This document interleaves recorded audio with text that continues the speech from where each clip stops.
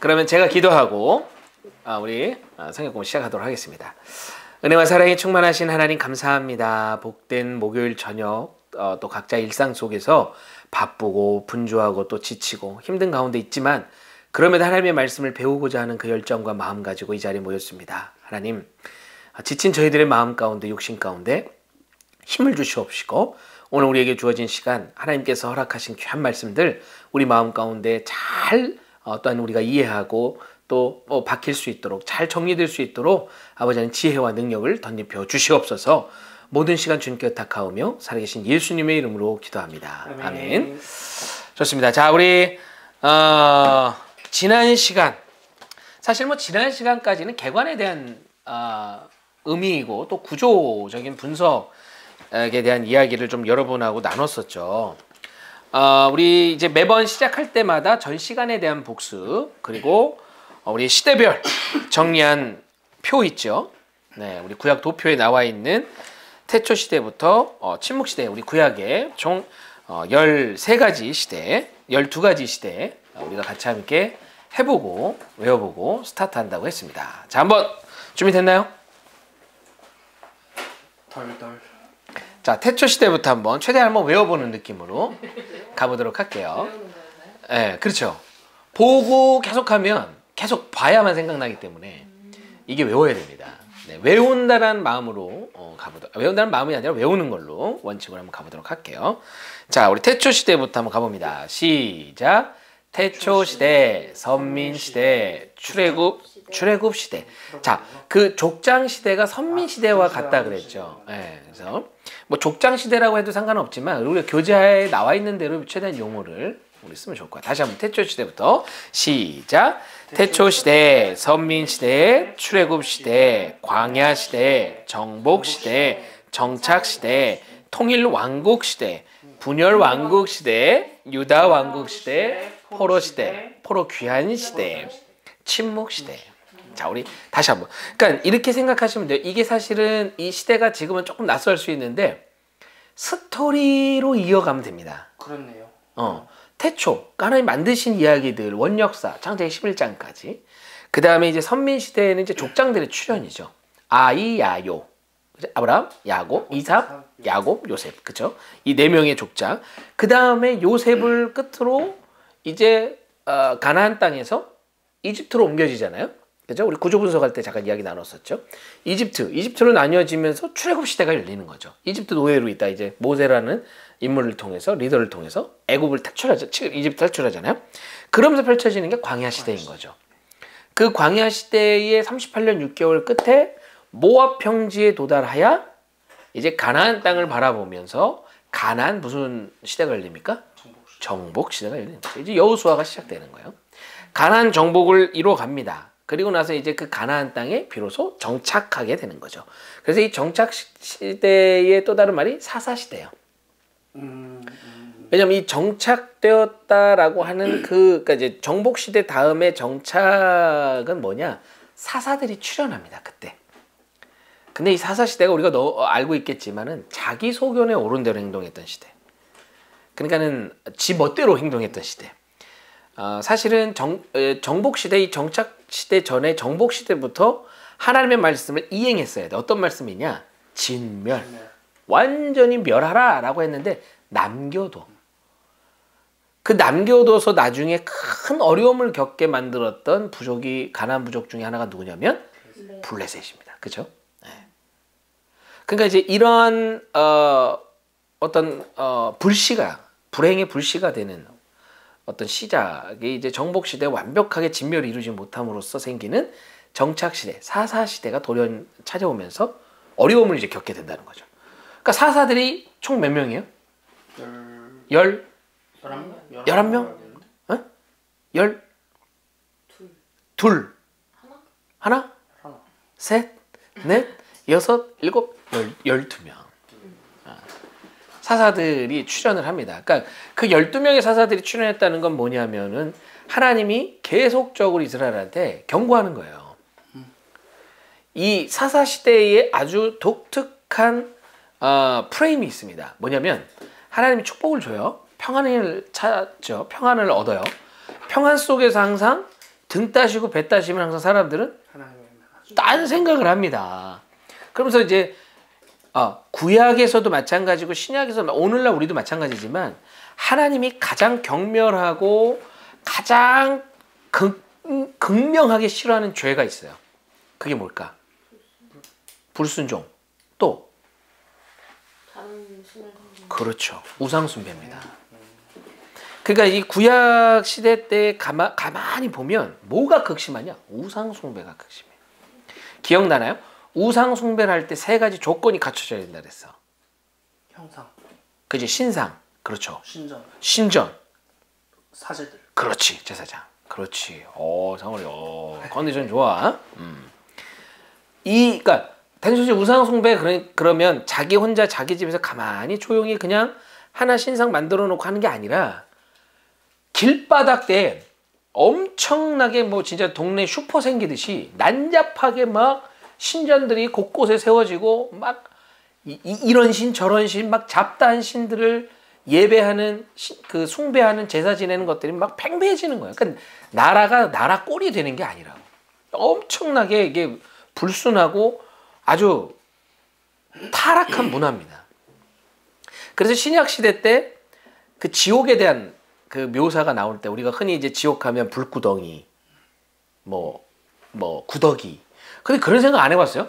나는 지옥 얘기할 때 난 어릴 때도 구더기 별로 안 무서운데? 무섭나? 왜 구더기가 있을까라고 생각을 하면 뭔가. 응.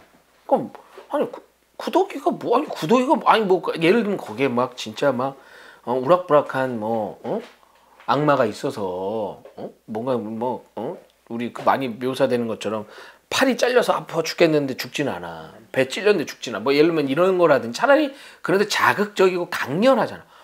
구더기는 뭐야? 시체가 막 원래 제 여자들은 막 이러긴 했지만은 나는 별로 시체 그게 뭐 그렇게 지옥이라고 생각하면은 무난해. 뭐 가도 그렇게 큰 데미지는 없을 것 같아. 라는 생각을 했거든. 근데 그 지옥을 묘사함에 있어서의 핵심 메시지가 있었어. 의도가 있었다는 거죠. 뭐냐면 그 뭐 불, 그다음에 구더기, 뭐 시체, 피 이게 뭐를 상징하는 거였냐면 흰놈의 골짜기라는 장소에 대한 묘사였어요. 흰놈의 골짜기라고 하는 이제 이거 나중에 이제 신약 가면은 이야기하겠지만은 흰놈의 골짜기라고 하는 장소가 있어요. 그 예루살렘 이스라엘에 거긴 뭐 하는 곳이냐? 이방 신에게 제사 지내는 곳이에요. 약간 성지 이런 느낌이에요. 뭐 무슨 이제 뭐 그들의 성지라기보다 그냥 이제 이방 신에게 제사 뭐 그럴 수 있는 거죠. 뭐 우리 저 유대인들에 따지면 지성소 같은 느낌, 성막 같은 느낌 그런 곳이었어요. 그러니까 거기는 항상 재물의 어떤 그 찌꺼기들, 타다 남은 잔재들, 또 아무래도 그 짐승을 거기서 죽이니까 뿌려진 어떤 피, 그런 어떤 뭐 피 찌꺼기들이 있다 보니까 구더기들이 항상 드글드글 했다는 거지. 그리고 이방 신한테 바치는 불이 늘 밝혀졌던 제단의 불이 늘 밝혀졌던 곳이에요. 그러니까 불이. 그러니까 불이 이제 근데 그러면은 그게 왜 지옥이냐? 하나님이 거기 계시지 않는 거야. 이제 우리는 성경 공부를 하잖아요. 그러면 조금은 기존과 다른 생각으로 접근해야 되는 거예요. 조금 더 깊이 있게, 조금 더 넓게, 깊고 넓게. 그러니까 성경에서 이야기하는 거 그냥 뭐 그냥 평상시에 그냥 내가 알고 있다면 그냥 지옥은 그러니까 고통스러운 곳이야, 그렇지? 근데 여기서 한 발자국 더 다가가서 왜 예수님이 또 혹은 성경에서 그렇게 지옥을 그렇게 묘사를 했는가라고 한다면 핵심 의도는 뭐냐? 하나님이 계시지 않는 곳이다. 반대로 그런 지옥에 만약에 예수님이 상원이한테 상원아 나랑 저 지옥에 가자라고 얘기해. 갈래 안 갈래? 예수님? 그렇지 뭐. 예수님이 가자고 하시면 가야죠. 갈래 안 갈래요? 지옥이야. 일단 들어볼 것 같아요. 아니 내가 이렇게 민선이 보니까 민선이는 일단 좀 한번 생각해 보고요. 이해가 돼야 돼. 이분의 의도가 화자의 의도를 파악하시오. 그러니까 당신이 나에게 왜 그런 권유를 하시는지 먼저 정당한 이유를 대시오. 소통이 필요할 것 같아요. 하은이 갈래 안 갈래요? 저 예수님만 바라보고 두렵지만 갈 것 같아요. 근데 우리가 가만히 생각을 해봐. 지옥에 만약에 예수님을 가면 거기가 천국 되는 거예요. 왜냐면 천국과 지옥은 장소의 개념이 아니에요. 이제 우리가 자꾸 이제 지금 신약 얘기를 하는데, 근데 개념이라 좀 한 번 더 짚는 겁니다. 바리새인들과 그 당시에 서기관들 또 많은 그 당시 사람들이 예수님한테 물어. 천국이 어디냐고.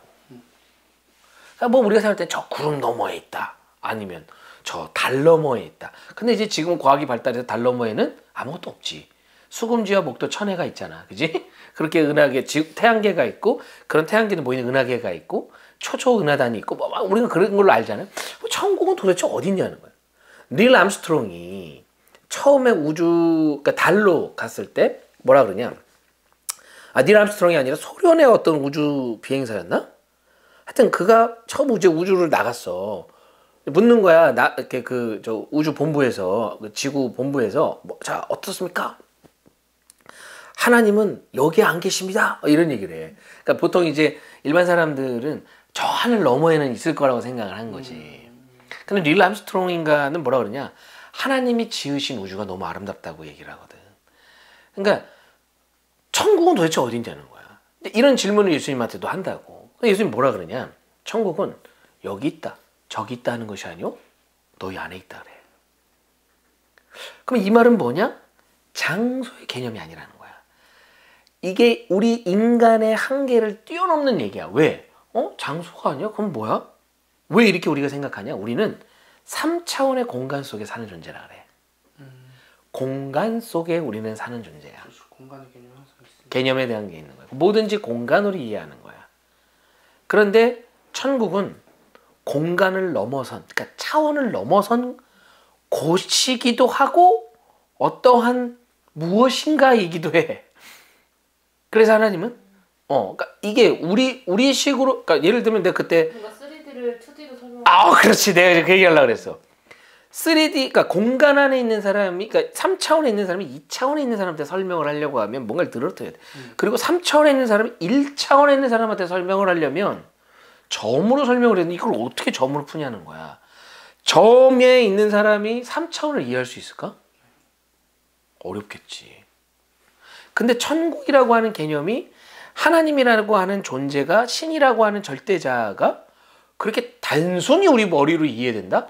이해되는 게 가짜야. 그렇잖아. 정말 우주를 창조한 존재가 있어. 사람이 아니라 존재가 있어. 근데 우리는 아직 태양계도 다 벗어나 보지도 못했어. 이제 화성에 로봇 보내가지고 몇 개 보내서 지금 알아보고는 있어. 그 정도 과학이야. 아무리 발달했다고 하지만, 그지? 근데 태양과 같은 이 태양계가 우주에는 수천 조억 개가 있대. 조억 개. 그러니까 표현이 안 되는 거지 사실은. 그러니까 과학으로도 그렇게 큰 우주에 대한 게 밝혀졌잖아. 그 끝이 어느 정도고 그 끝이 뭔지는 모르지만 우주가 더럽게 넓다는 건 밝혀졌어. 근데 봐봐. 우주를 창조한 신이래. 많은 종교에서 신에 대한 얘기를 한단 말이야. 아주 초자연적이고 절대자의 얘기를 하잖아. 근데 정말 우주를 창조한 분이, 우리는 아직 우주의 코딱지만큼 매 억만 분의 1도 몰라. 아니, 우리가 사는 지구도 우리가 다 몰라. 지구의 10분의 1이 땅이고 나머지가 다 바다라고. 근데 이 바다에 우리가 10분의 1도 모른단 말이야. 우리가 사는 지구도 다 몰라.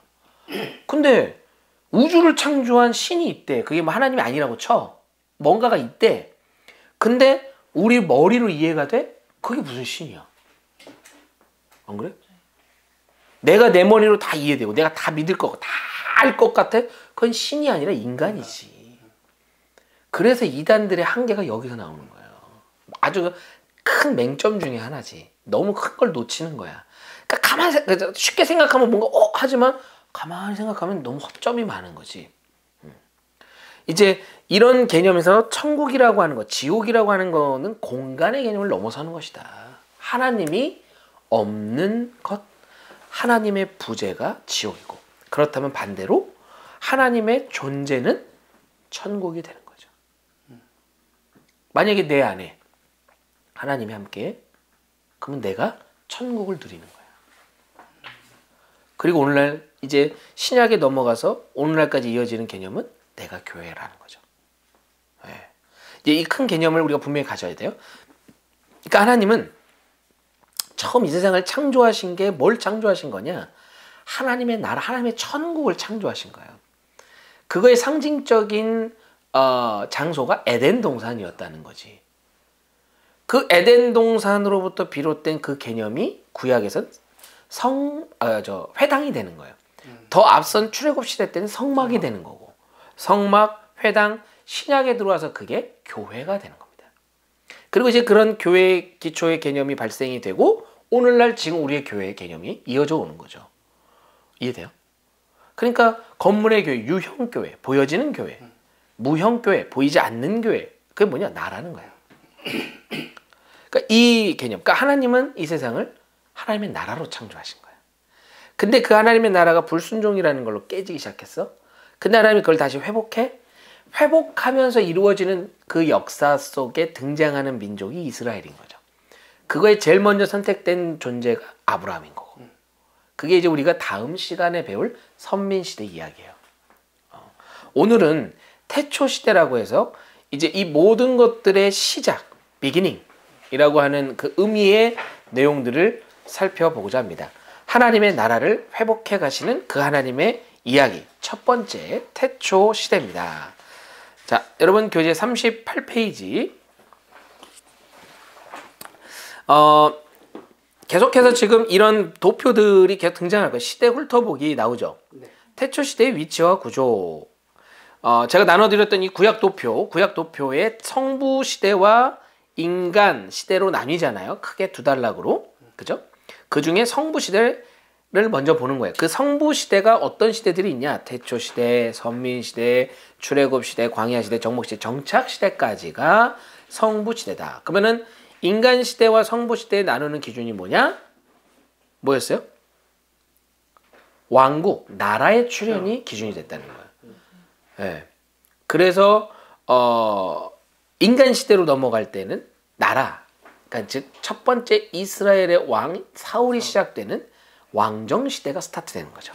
그러면 그 전까지인 정착시대가 이 성부시대가 되는 거죠. 네. 이렇게 그냥 개념을 정리하시고, 이거는 이제 계속 얘기할 거예요. 이제 한 두세 번 하다 보면 들어와요. 자연스럽게 들어와. 자, 오늘 태초시대도 그 안에 보면 세상의 기원과 민족의 기원이라고 해서 나와 있죠. 한번 요 내용을 살펴보도록 하겠습니다. 자, 38페이지 계속 볼게요. 1번 태초시대 세상의 기원, 1장 세상의 창조, 2장은 뭐예요? 인간의 창조. 이 내용은 다 알죠? 좀 아는 부분은 스킵할게요. 네. 굳이 계속 부연은 안 하고 그 부분에서 필요한 것만 얘기할게요. 자, 민족의 기원 하면서 두 시대가 나오네요. 어떤 시대죠? 아담 시대, 노아 시대. 그렇죠. 아담 시대와 노아 시대. 그러면 노아 시대가 왜 등장했을까? 그렇죠. 노아 시대는 다시 리셋되는 시간이에요.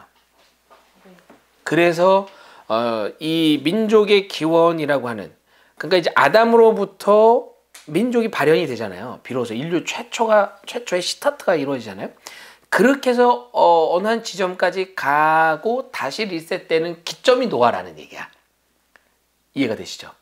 그렇게 성경의 메시지가 나뉘어져 있다. 자, 그 다음에 39페이지 한번 볼게요. 태초시대 개관입니다. 네, 시기. 세상의 창조부터 어느 사건까지 이어지죠? 바벨탑. 그러니까 11장까지예요. 창세기 1장부터 11장까지가 태초시대. 그 중에 세상의 창조에 대한 이야기, 세상의 창조에 대한 이야기가 그 범주에 나온다는 거죠. 주제는 뭐냐? 하나님의 천지 창조고 인간의 불순종과 타락을 다루고 있습니다. 그리고 홍수 심판까지 이어지는 거예요. 예. 그러니까 우리가 그 개요를 보면 태초시대는 창조를 기점으로 한 세상의 기원과 민족의 형성 과정에 관한 이야기. 예. 그죠? 하나님 창조했다는 거예요. 그래서 사람들이 생겨났다라는 얘기죠. 이 시대의 주요 인물은 아담, 당연히 아담이죠. 최초의 사람이니까. 그리고 하와, 그 다음에 노아, 셈. 셈은 누군지 아십니까? 셈. 아브라함? 지금 아브라함 시대가 등장하지 않았는데요. 아브라함이 있다가 다음 시간에 배울 선민 시대에 등장합니다. 지금은 창세기, 태초 시대죠. 셈은 누구냐? 노아의 아들이에요. 노아의 3명의 아들이 있었죠. 누구죠? 셈, 함, 야벳. 노아의 3명의 아들이야. 이 뒤에 가면 이제 노아 파트 나와요. 네. 셈, 함, 야벳이에요. 네. 자, 그렇게 이어지면서 누구로까지 가느냐? 아브람. 원래 아브라함이 우리가 일반적으로 알고 있는 이름인데 원래 이름은 아브람입니다. 아브람. 이름이 바뀌어요. 그 바뀌는 시점은 그때 우리가 내용을 할 때 살펴보도록 하겠습니다. 자, 우리 명칭을 좀 한번 봤으면 좋겠습니다. 명칭. 뭐라고 막 어려운 말들이 나와 있죠. 창세기는 세상의 창조에 관한 유일한 기록이자 역사의 기원을 밝히는 성경의 첫 책이다. 세상의 기원과 민족의 기원을 기록하고 있다는 거예요. 여기서 창세기의 히브리어의 제목인 베레시트. 베레시트라는 게 뭐냐면 태초에, 처음에 라는 뜻입니다. 그리고 헬라어로는 게네시스, 기원, 태초, 발생. 이런 거는 그냥 원어로 이런 의미로 쓰이는구나 정도는 그냥 알고 넘어가면 될 것 같아요. 자, 그래서 이제 뭐 내용과 교훈은 이제 말 그대로 하나님이 창조하셨다. 그리고 그 창조 속에서 하나님이 우리 인류에게 주신 축복, 그리고 가정, 이제 이런 의미들이 담겨 있다라고 하는 이제 내용이에요. 자, 바로 넘어가겠습니다. 40페이지인데요. 창세기로 살펴보는 태초 시대 하나님과 하나님의 섭리. 위에서 네 번째 줄, 하나님은 창조주이시고, 우리 찾으셨나요? 네. 네, 여기 밑줄 한번 긋게요. 하나님은 창조주이시고 인간은 피조물이다. 인간은 하나님과 함께 살아가는 존재요. 하나님께 뭐하는 사명자죠? 순종하는 사명자로 창조되었으나 죄에 빠진 인간은 끊임없이 하나님을 뭐합니까? 거역하는 존재가 됐다는 거예요. 죄라고 하는 것, 불순종이라고 하는 것은 하나님이 처음에 우리에게 주신 것이 아니라는 것을 우리가 분명히 기억해야 된다는 겁니다. 자, 그 다음에 쭉 이야기가 흘러 내려옵니다. 인간의 역사. 그래서 하나님은 원래 아담을 선택하셨고 셋을 셋이 누구냐면 가인과 아벨. 우리가 이제 살펴볼 거예요. 가인과 아벨 이야기가 등장하는 창세기 4장의 이야기를 보면, 창세기 4장이에요. 4장에 아담과 하와의 아들인 가인과 아벨이 등장합니다. 근데 이 가인과 아벨 중에 하나님이 누구의 배를 받고 누구의 배를 안 받았죠? 아벨의 제사를 받고 안 받았어. 그래서 어떤 사건이 일어나? 살인. 누가 누구를? 가인이 아벨을 죽여. 가인이 아벨을 죽여. 그리고 이제 그게 나중에 하나님께 발각이 되고 가인은 쫓겨나잖아. 그리고 난 이후에 하나님이 아담과 하와 가정에 다시 자녀를 줍니다. 그게 셋이에요. 셋. 3명이 아니고 이름입니다. 네이밍이에요, 네이밍. 자, 셋입니다. 셋. 1, 2, 3, 셋. 말고 이름 셋. 네. 셋이라고 하는 자녀를 줘요. 그래서 그를 통해서 또 다른 거룩한 대가 이어지게 해요. 그래서 셋과 함께 이어지는 게 노아 때는 그 믿음의 계보를 이어가는 게 셈이에요. 셈. 셈, 함, 야벳 중에 셈. 셈족. 그래서 아브라함이 셈족이에요. 그런 게 계보로 흘러간다는 거죠. 이제 그거에 대한 의미 우리가 기억해주면 좋을 것 같다라는 겁니다. 그 다음에 이제 나와 있는 태초 시대와 선민 시대 이렇게 나와 있잖아요. 또 다시 그 표가 또 등장하죠. 1장부터 2장까지는 뭐의 기원? 세상의 기원. 3장부터 11장까지는 뭐의 기원? 민족의 기원입니다. 자, 우리 먼저 1장부터 2장 세상의 기원 살펴보도록 할게요. 1장은 뭐의 창조? 세상. 2장은 인간 창조. 자, 어떤 창조가 이루어졌는지 우리 41페이지 한번 보도록 하겠습니다. 자, 41페이지. 세상을 창조하셨어요. 아시죠? 예. 사람들 아담과 하와를 하나님의 형상대로 모양대로 여기서 형상과 모양이라는 말의 의미가 같을까요? 다를까요? 형상과 모양 같은 말일까요? 다른 말일까요? 하나님은 우리를 당신의 형상과 모양에 따라 만드셨다 그랬잖아. 다른 것 같아요. 어떻게 다를까요? 형상, 모양 어떻게 다를까? 그냥 분리돼서 단어를 썼길래. 합리적 추론. 형상과 모양이라고 하는 것은 그러니까 간단하게 얘기해서 하나님의 외적인 모습과 내적인 모습을 다 가지고 있다는 거예요. 하나님의 형상, 하나님의 외적인 모습, 뭐 그러면 그럼 하나님 우리처럼 생겼냐? 그건 몰라. 그러나 하나님의 모습을 본따 우리를 만들었다는 거예요. 근데 이런 모습적인 모습만 있는 것이 아니라 하나님의 내면의 속성도 우리에게 주셨다는 거지. 그래서 하나님 우리에게 허락하신 게 뭐냐? 경작을 통해 작은 창조들을 해내게 하셨다는 거예요. 하나님이 이 세상을 만들면서 너무 기뻤어. 보시기에 좋았더라. 보시기에 좋았더라. 보시기에 좋았더라. 계속 얘기하시잖아. 그런 창조의 기쁨을 우리에게도 누리게 하시기 위해서 경작을 통해 무엇인가 열매를 맺게 하는 그 기쁨을 우리에게 느끼게 하셨다는 거죠. 근데 물론 이제 경작이라고 하는 게 오늘날의 막 그런 경작과는 또 좀 달라요. 죄가 오면서 오늘날의 그런 경작이 생긴 그전에는 자연스럽게 이 모든 것들이 자라났다는 거예요. 근데 이제 그 안에서 사람들이 그 자라나는 모습을 보면서 기쁨을 느꼈다는 거지. 그러니까 창조가 되어지는 것을 함께 같이 보고 누리는 그 기쁨을 우리에게 주셨다는 거야. 하나님의 그 속성과 마음을 우리에게 부어주셨다는 거죠. 그런 이제 창조가 하나님의 형상과 모양을 따라서 우리에게 이루어졌다. 그리고 우리가 너무 잘 알지만 하나님이 인간을 만들면 뭐라 그래? 이 땅을 정복하고 다스리라 그래. 근데 이제 이런 것들이 초기 18세기, 19세기 유럽인들에게 이걸 이제 정복해야 된다. 뭐 그 전에 이제 정복을 해야 돼. 우리가 자연을 정복하고 뭐 이런 정복의 정당화 구절로 가져온 하나님이 우리한테 정복하라 그러잖아. 근데 그 정복일까? 왜 그래? 그런 게 아니지. 다스리라고 하는 게 우리 마음대로 하라는 겨? 다스림은 정치잖아요. 정치. 발을 정자에 그다음에 뭐 가르칠 친가 하여튼 뭐 다스릴 친가 뭐 그렇잖아.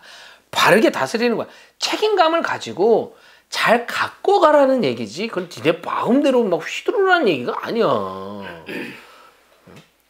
한때도 막 저 아마존에 나무들 겁나 뱄잖아. 막 배가 아마존이 그래서 별명이 뭐야 원래 별명이 지구의 허파, 지구의 산소통, 그치? 산소통 허파가 지금 다 죽어가고 있어. 그게 뭐 인간이 필요한 게 다 그냥 무분별하게 베는 거야.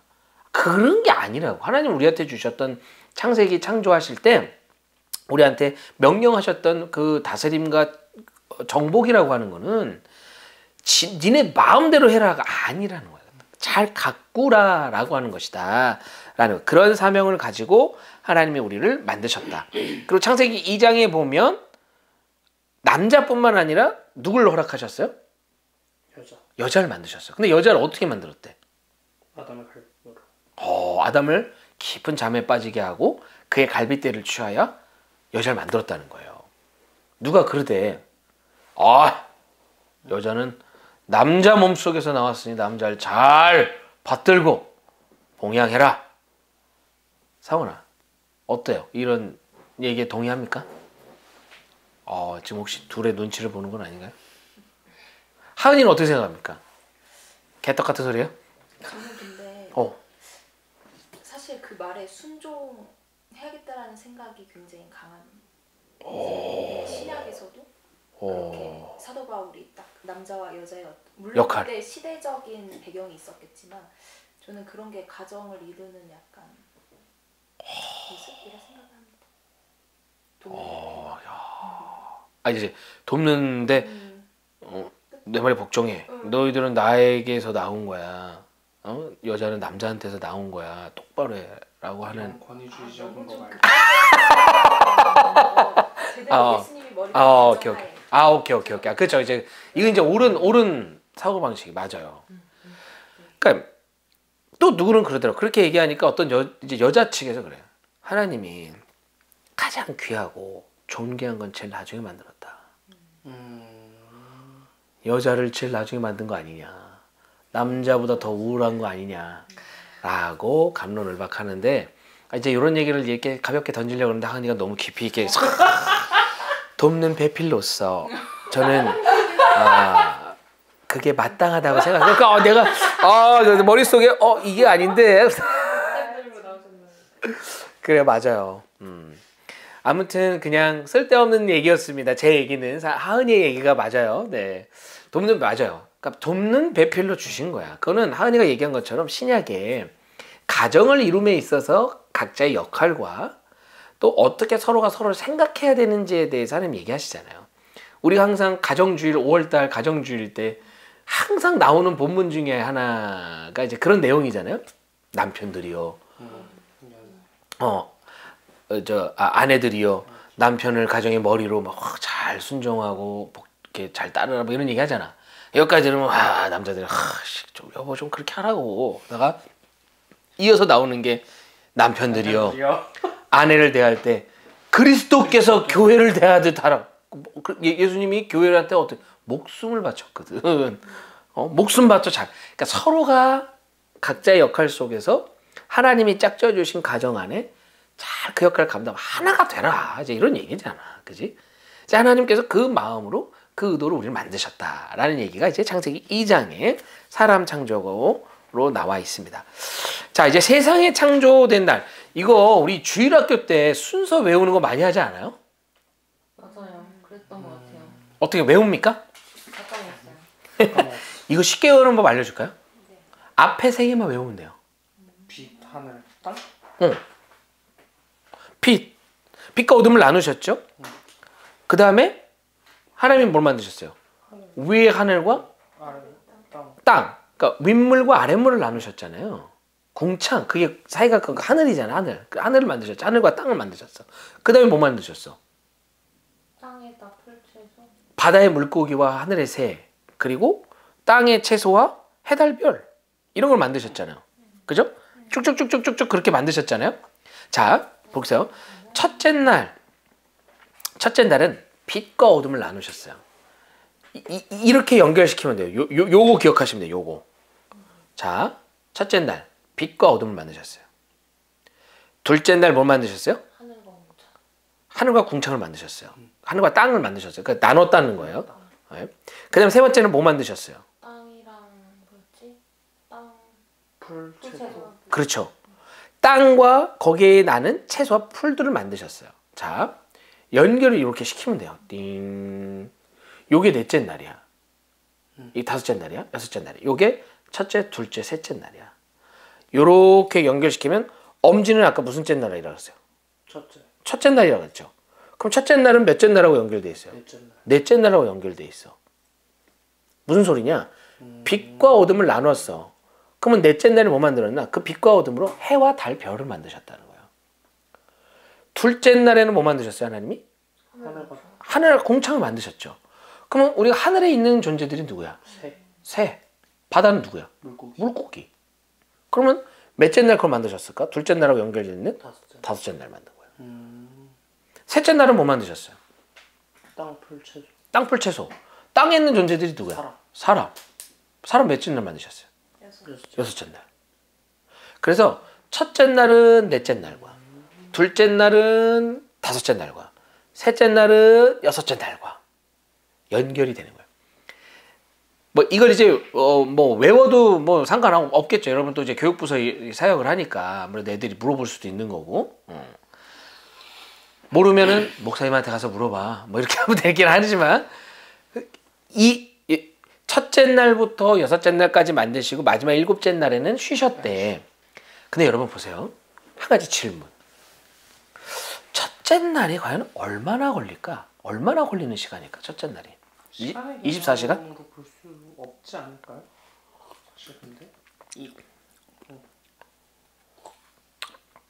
첫째 날부터 둘째 날까지가 얼마나일까요? 그건 근데 알아야 되는 거예요? 아니, 궁금해서. 아니, 그러니까 뭐 그렇게 썩 구원과는 상관은 없는 얘기지만. 아니 그게 아니라 죄송해요. 그냥 우리의 생각. 그러니까 궁금해서. 그러니까 이제 의도가 궁금했어요. 의도를 파악하려고. 그렇구나. 선배님 질문을 하시니까. 의도는 이제 어쨌든 내 의도는 성경 속에 나와 있는 내용을 잘 여러분께 설명하는 게 내 의도고, 그 중에 이제 나는 나도 그냥 이거를 그냥 맹목적으로 첫째는 만들고 둘째는 만들고, 그게 뭐 24시간이든 뭐 100년이든 200년이든 뭐 1000년이든 만년이든 그게 뭔 상관이야. 아무렇지도 않게 생각했거든요. 네. 근데 왜 하나님이 한 번에 뿅 하고 마음 만들었지? 이런 생각이 들었어. 그렇잖아. 그렇네요. 아니 이거 다 만드실 수 있는 분이면 뭐하러 이렇게 하나 이렇게 만드냐. 그냥 생겨라 하면 되는 거 아니야? 그러니까 왜 굳이 이런 과정을 뒀냐는 얘기지. 우리가 이제 기본적으로 일반 설교를 듣는다면 뭐 여기까지 이렇게 깊이 있게 생각 안 해도 되지만, 성경 공부니까 한번 한 대목 평상시에 생각 못했던 것들 한번 생각해 보자는 거예요. 아니 왜 하나님이 굳이 한 방에 생겨라 그러면 될 것을 첫째 날에 뭐 만들고, 둘째 날에 뭐 하고, 셋째 날에 뭐 하고 그리고 마지막 일곱째 날에 안식, 굳이 이런 과정을 왜 뒀을까? 여러분 왜 뒀을까요?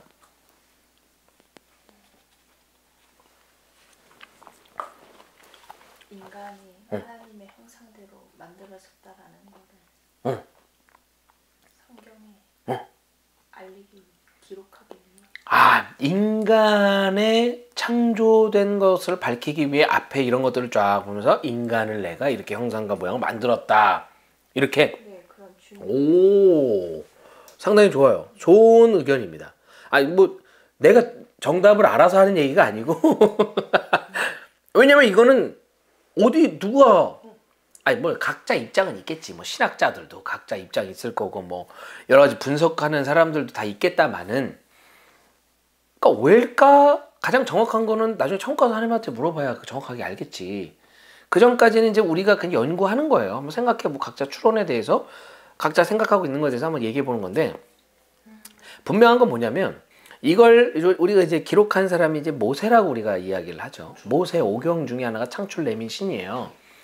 그러니까 모세라고 하는 인물이라고 하는 존재가 갖고 있는 사고 방식이 반영이 되는 거예요. 그게 뭐냐? 물론 성령의 감동함으로 쓰여진 거죠. 성령의 감동함으로 쓰여진 거야. 만약에 그냥 오로지 성령에 진짜 막 정말 입신 상태가 돼가지고 뭐 이렇게 안 보고 쓴 그런 게 아니라, 가만 보면 베드로가 쓴 베드로 전후서하고 바울이 쓴 로마서하고 비교를 하면 엄청난 단어 차이가 나옵니다. 그게 왜 그러냐? 배움과 학식의 차이예요. 그 말은 또 무슨 소리냐? 성령의 감동으로 성경이 쓰여졌지만 그것을 쓰는 자들의 각자의 한계와 각자 가지고 있는 분량껏 표현이 되어졌다는 거예요. 하나님은 그것도 사용하셨다는 얘기야. 그거에 각자 갖고 있는 것들도 다 활용을 하셔서, 그러니까 대단한 거죠, 사실은. 그렇다면 이 첫째 날, 둘째 날, 이게 뭐냐? 유대인들의 날짜 계산법입니다. 지금 우리가 한 주를 지키고 있잖아요. 이 달력의 이 메커니즘을 가지고 있잖아. 이 첫째 날, 우리가 일주일이라는 단위로 살잖아요. 네. 내가 또 하나 좀 골치 아픈 얘기 하나 던져볼까, 질문? 그 일주일은 누가 정했대? 저도 그 생각했어요. 그러니까 왜 하나님이 이렇게 만들었다고 그러니까 이렇게 안 하셨을 수도 있는데 왜 이렇게 확신해서 이렇게 만들었다고 이렇게 적었지? 라고 생각했어요. 가장 이제 하나님의 창조에 대해서 적은 인류의 최초의 사람이 모세고, 또 하나님은 그때 이제 영감을 주셔서 하나님이 또 쓰게 하셨겠지. 근데 썼을 때 하나님이 자, 내가 첫째 날은 이걸 만들었고 이렇게 얘기했을지는 몰라. 단 하나님이 세상을 만드셨다. 모세는 생각했겠지. 어떻게 만드셨을까? 일 수도 있다라는 거예요. 아니면 하나님이 자 내가 아니 뭐 진짜로 첫째 날에 뭐 했고 이 둘째 날 이렇게 하나님이 또 영감을 주시고 또 그런 깨달음을 주셨을 수도 있고 그러니까 지금 내가 얘기하는 게 다시 한번 얘기하지만 보다 정답이기 때문에 얘기하는 게 아니라 우리가 그냥 스쳐 지나갈 수 있는 부분이지만 왜 하나님이 또 성경에는 이렇게 나누어서 창조가 되었다라고 이야기가 될까라는 부분. 근데 분명한 한 가지는 있습니다. 하나님이 세상을 그냥 만들지 않으셨다는 거예요. 질서? 그 질서도 있는 거고. 그리고 아무런 계획 없이 그냥 만든 게 아니라 하나의 과정을 통해서 이 온 우주를 창조해 가셨다. 즉 공을 들이면서 만들어 가셨다. 그러면서 항상 첫째 날이 만들어지면 뭐가 돼요? 보시기에 좋았더라. 보시기에 좋았더라. 그리고 하은이가 얘기한 것처럼 나도 동의하는 게 하나님의 형상과 모양이라고 하는 것. 그러니까 즉 하나님은 이 창조를 통해서 누구에 대한 존재를 부각시키고 싶은가 하면 우리 사람들이에요. 모세는 아마 이것을 기록했다면 이 성경을 이 창세기 기록했다면 기록했을 당시에 그런 감동이 있지 않았을까. 하나님이 정말 우리를 사랑하신다. 하나님이 정말 우리를 깊이 있게 사랑하셔서 당신의 형상과 모양을 따 우리를 만드셨다.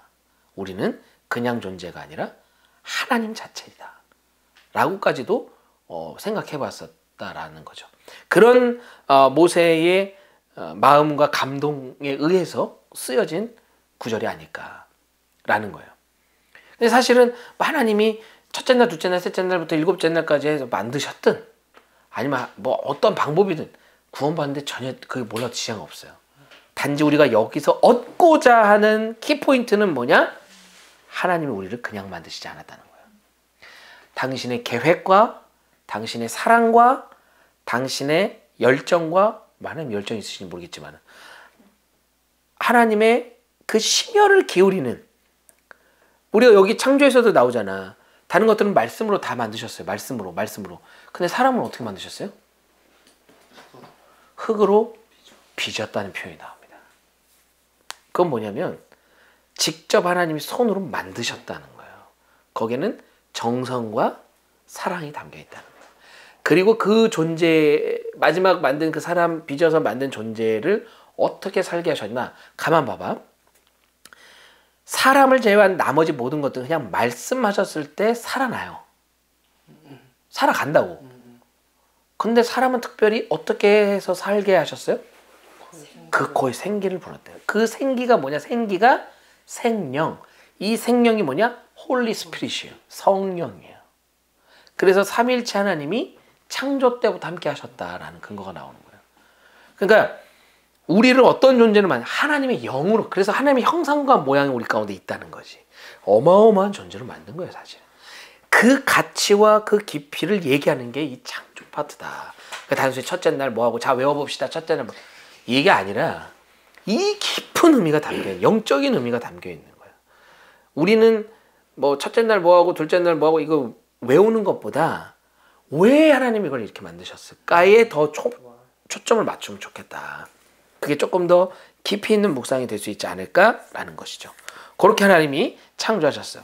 그리고 이제 이 장에 인간을 창조하셨다고 그랬죠? 여기 방금 나오죠? 하나님의 형상으로 만드셨어요. 모양으로 만드셨어요. 그리고 흙으로 만드셨다. 하와는 아담의 갈빗대로 만드셨다라는 거, 창조 이야기. 자, 42페이지 보겠습니다. 이건 이제 뭐 지도가 등장을 하잖아요. 이 에덴 동산이 어디냐? 이제 티그리스강과 유프라테스강이라고 하는 그걸 근거로 이렇게 잡는데 뭐 거길지 아닐지는 모르지 뭐. 뭐 에덴 동산 누가 봤디야? 그때 생겼을 때 몰라. 단지 이제 이럴 것이다, 저럴 것이다라는 하나의 추론인데 중요한 건 계속적으로 이 창세기에서도 자꾸 강조하는 게 뭐냐면 우리가 하나님이 만드셨다는 존재라는 거예요. 하나님 창조하셨다는 거예요. 그리고 우리에게 하나님이 원하셨던 건 순종이라는 거예요. 근데 너무 놀라운 게 뭐냐면 요한계시록 있죠. 요한계시록. 그거의 핵심이 뭐냐? 새로운 창조예요. 요한계시록은 아직 우리에게도 닥치지 않는 미래 이야기잖아. 근데 앞으로 나중에 있을 이야기가 뭐와 접목이 되냐? 창세기, 인류 최초의 창조와 연결이 되더라는 거죠. 새 하늘과 새 땅. 그죠? 모든 것이 다시 하나님의 처음 인류를 창조했을 때처럼 다시 리셋이 되는 거예요. 아, 리셋은 다시 리뉴얼, 완전 새로 가니까 뭐 다시 지구일지 아니면 뭐 또 다른 뭘지 뭐 몰라. 그게 지금 우리가 사는 이 지구 가운데 정말 우리가 뭐 성화나 이런 데 보면은 이렇게 하나님의 나라가 이렇게 사람들 막 구름 속에 많아가지고 이렇게 내려오는 장면이 뭐 그럴지 뭐 아닐지 뭐 몰라. 그건 몰라. 아무도 모른다고. 어쨌든 분명한 건 하나님이 새 하늘과 새 땅에 놀라운 일들을 이루실 거라는 거야. 근데 비단 이것은 창조 때 있었던 것과 같은 맥락을 이루고 있다라는 거야. 네. 이 부분에 대해서도 이야기할 게 정말 많은데 오늘 그 얘기하다가 진짜 밤을 새야 될 것 같아. 네. 롯데월드 얘기도 해야 되는데. 자, 아무튼 이 창세기에서 중요한 메시지는 하나님이 창조하셨다는 거, 그냥 만드시지 않고 우리 사랑을 가지고 만드셨다는 거, 계획을 갖고 만드셨다. 첫째 날, 둘째 날, 뭐 날 나눠진다라고 하는 것 자체가 뭐 그게 뭐 24시간이냐 뭐 그거는 뭐 크게 우리가 지금 관심 가질 필요 없어요. 그러든 저러든 어쨌든 만드신 거야. 근데 어떻게 만드셨냐? 계획과 하나님의 사랑과 하나님의 정성을 담아 만드셨다. 더군다나 사람이 제일 마지막에 만드셨다는 것은 우리 지난 OT 때도 얘기했습니다만은 모든 바탕을 만들어 놓고 사람이 다 누릴 수 있도록 해주는 것도 있고 그게 또 어떤 의미냐? 우리 존재 자체가 하나님의 형상과 모양이라는 걸 강조하고 싶은 거예요. 그런 의미에서 또 창조가 되었다라는 게 창조와 그러니까 창세기 1장과 2장이 나오는 세상 창조, 인간 창조의 핵심 내용이다라는 거. 여기까지 어렵지 않죠? 네. 좋습니다. 자, 넘어가도록 하겠습니다. 43페이지죠. 이제 제가 아까 얘기했던 창세기와 계시록에 대한 비교가 나와요. 네. 네. 그러니까 결국에는 하나님의 또 다른 창조인데 그 창조 이루심에 있어서 종말이라고 하는 심판이라고 하는 게 먼저 따르는 거지. 그러니까 이렇게 비교 분석되어지면서 같은 맥락을 이루고 있는 게 창세기와 요한계시록이더라. 너무 놀라운 구조예요. 창세기는 모세가 썼어. 요한계시록은 뭐 사도 요한이 썼다고 일반적으로 알고 있는데 뭐 장로 요한이라고도 얘기를 해요. 그 당시에 장로가 오늘날 장로님의 그런 장로 역할이 아니라 그 당시에는 장로가 리더이기도 하고 말씀을 전하는 사람이기도 했어요. 근데 어쨌든 뭐 그러든 저러든 그러니까 이 요한과 모세의 시대적인 격차는 어마어마한 차이가 납니다. 그죠? 그런데 같은 맥락의 얘기를 하고 있다는 거야. 이거는 일부러 이렇게 하려고 해도 안 됩니다. 우리가 같은 공간 안에서 칸막이 치고 같은 주제로 각자 써보라라고 했을 때도 그게 일맥상통하기가 어려운데, 우리 저 레크레이션 게임 중에 앞 사람의 말 잘 듣고선 뒷 사람한테 전달해서 뒤에 있는 사람 맞추는 거 있잖아. 그거 하는 것도 틀리는 경우가 있는데, 이 어마어마한 시간차 속에 쓴 글이 어떻게 같냐고. 그런 엄청난 시간차들 갖고 쓰여진 책이 성경이에요. 그걸 모은 거라니까? 근데 같은 얘기를 하고 있다는 얘기야. 이게 어떻게 이걸 과학으로 상식으로 설명이 되냐는 거야. 그러니까 그 모든 역사 속에 초월하는 존재가 우린 그걸 하나님으로 믿는 거죠. 그 하나님께서 시대별로 사람들에게 당신의 메시지를 하나님의 계획과 하나님의 인도하심 아래 알려주실 거예요. 그러니까 하나님의 이런 치밀하시고 계획적이시고 이끌어 가시는 하나님의 성향이 창조에도 그대로 반영이 되는 거지. 그래서 창세기와 계시록에 대한 부분도 여러분이 지금 참고로 보시면 될 것 같아요. 자, 이제 민족의 기원 나옵니다. 44페이지. 아담의 시대. 아이고, 근데 참 이렇게 여기까지 얘기하면 참 좋아. 스펙타클하고. 야, 그렇게 아름다운 이야기일 수 없지. 근데 여기에 똥칠을 해. 아 진짜. 내가 고3 때 아담 되게 미워했어요. 걔 때문에 그냥 걔라고 얘기하면 나이 차가 너무 많이 나지만은 그 어르신 때문에 내가 지금 이 수능이라는 걸 봐야 되냐. 그 말도 안 되는 핑계지. 공부하기 싫어가지고. 어쨌든 아담이 하와하고 똥칠을 해. 죄가 들어옵니다. 창세기 3장이에요. 예. 인간의 죄악 벌어지고요. 그다음에 가인과 아벨 이야기 4장 아까 말씀드렸죠. 그 다음에 아담의 족보에 대해서 나옵니다. 그리고 6장에 노아 시대가 펼쳐집니다. 홍수 이야기.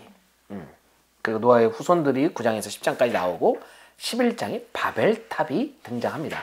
이 바벨탑을 우리가 생각할 때 하나님이 부셨다, 무너뜨렸다라고 생각하는 사람 많더라고. 의외로. 하나님은 바벨탑 무너뜨리지 않았어요. 흩었지. 자, 그 이야기를 한번 살펴보도록 하겠습니다.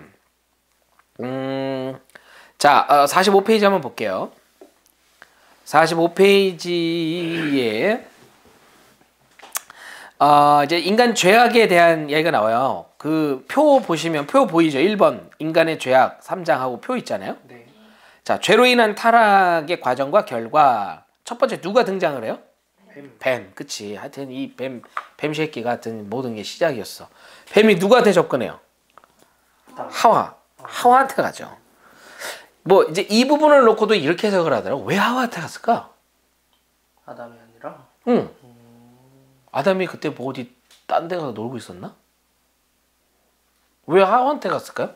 그리고 왜 하와한테 갔을 때 아담은 없었을까? 그걸 노린 거 아닐까요? 그걸 노렸다. 딱 아담이 여보 나 똥 좀 싸고 올게 하고서 이제 딱 똥 싸러 간 사이에 뱀이 이렇게 뭐 그랬을 수도 있지. 근데 왜 하와였을까? 왜 하와였을까요?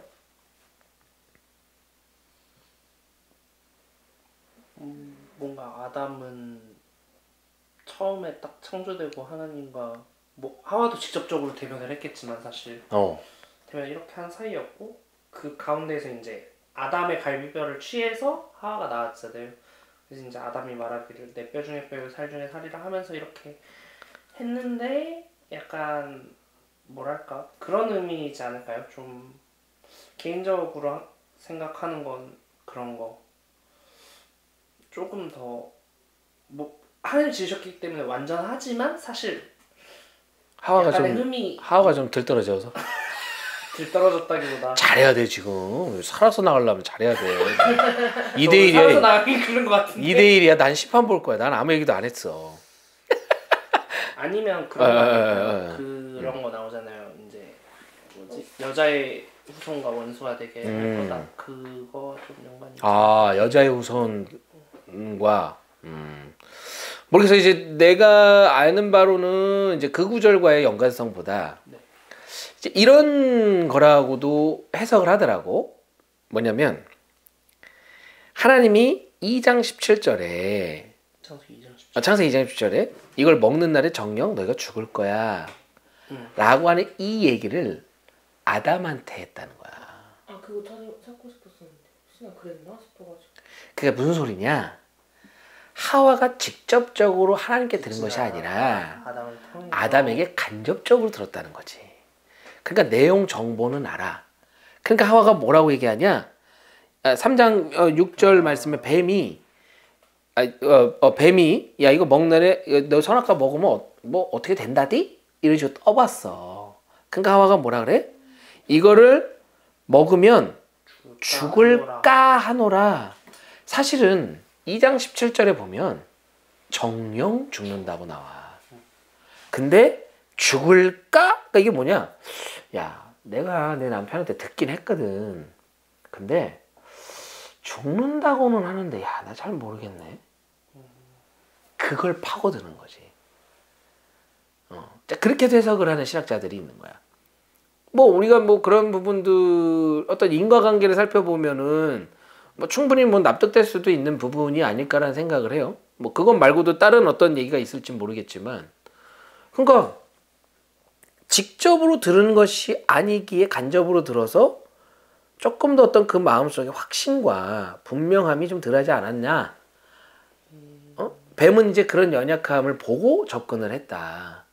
라는 것은 이제 또, 근데 또 한편으로는 또 나는 또 이런 생각, 나는 항상 누군가 뭘 얘기하면 정말 그게 맞을까 계속 생각을 하거든? 딴지를 거는 게 아니라. 뭐 찾았어요? 아, 그게 아니라. 정말 딱 그걸 알려주고 그 다음에 너 혼자 있는 것이 좋지 않아. 그쵸. 몇 필. 그러니까 이제 이 창세기를 쓴 저자인 모세가 인과관계를 그렇게 만들어 설정을 한 것이 아닌가.